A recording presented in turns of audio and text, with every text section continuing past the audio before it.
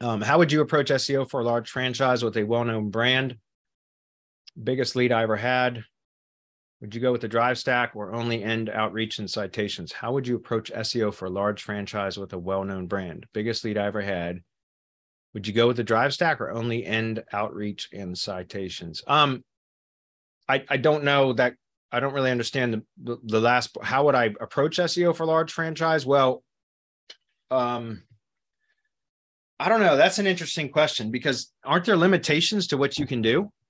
I mean, most franchises are very, very strict as to what can be done because they have, remember, a franchise means they already have systems, and most of the franchises that I'm aware of have marketing systems. Maybe not. Maybe you're in a particular, you've got a prospect that doesn't require that kind of stuff and you've got more freedom. In which case I would, I would still have a branded stack. Of course, I would still have a primary set of branded assets, but the franchise probably owns and controls those already. So if you're going to be, unless they're going to give you access to those for you to optimize, but then I would still do individual kind of separate stacks and branded plus brand plus location, Web 2.0 assets and all of that, like build entity assets on a local level too. They're still branded assets, but they're brand plus location for the individual franchisees. Does that make sense? Like, for example, I do a lot of multi-location lead gen stuff. And so I always build a brand for it because brands, you build authority to an entity and at some point you reach a critical mass or a tipping point to where subsequent locations that you launch under that brand will rank much faster with a lot less work because they're inheriting the authority of the domain and the brand, the entity that you've established and built over time. Does that make sense?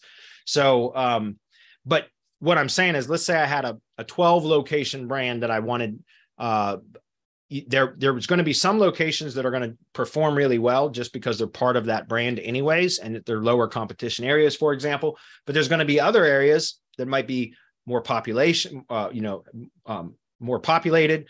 So there's more competition, et cetera. And they're not going to perform as well with just the branded assets for the primary brand. Like, in other words, then it makes sense to go in and build out a separate kind of set of branded, locally relevant entities as well that are their brand. I say branded, but brand plus location modifiers. So what do I mean by that? Well, meaning I might have a secondary G site and drive stack built targeting the brand plus the location name as opposed to just the brand, right? And that whole kind of entity asset, those entity assets would be built around that specific location. So you're getting really kind of, you're using the branded assets for the main brand that is not location specific, but then you're also getting an additional push from brand plus location specific entity assets that you build out for that. Does that make sense? So in other words, I wouldn't just right out of the gate build local entity assets for everything because it's not necessary for a lot of stuff. A lot of, again, especially if you're piggybacking off the authority of an already well-established entity. If you enter a new market, for example, a lot of the times it will rank very quickly with very little additional work because it's just benefiting from the established entity, right? But in those cases where it doesn't rank really well, then that, like right out of the gate, that's where you can start to add in some of these additional kind of brand plus location specific assets and stuff like that. That's kind of how I do it, right? If you're starting new, then I always start with the branded entity assets and start powering those up. And, we teach this in the mastermind and have for many years, but it's really important to kind of build those branded assets and empower them up. Now, I power everything up with 100% topically relevant links now. We used to spam the shit out of that stuff.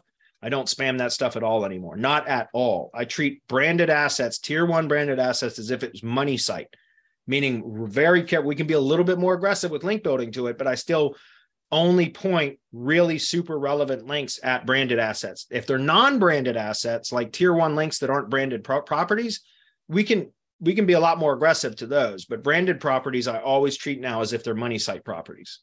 I don't know if that makes sense or not, but hopefully it does.